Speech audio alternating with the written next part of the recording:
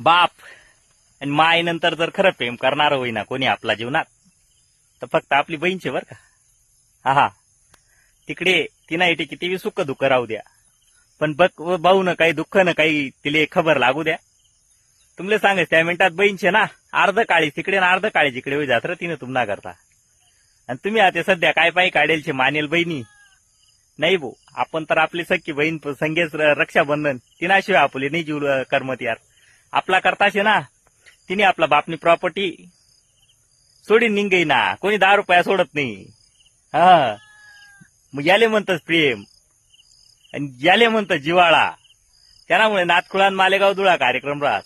तुम्ही पण आपली बहीणले फोन करीन सांगा ना, बहीण या वर्षीले रक्षाबंधन लिये नशे बोलत ना तरी बोली घेवा ना.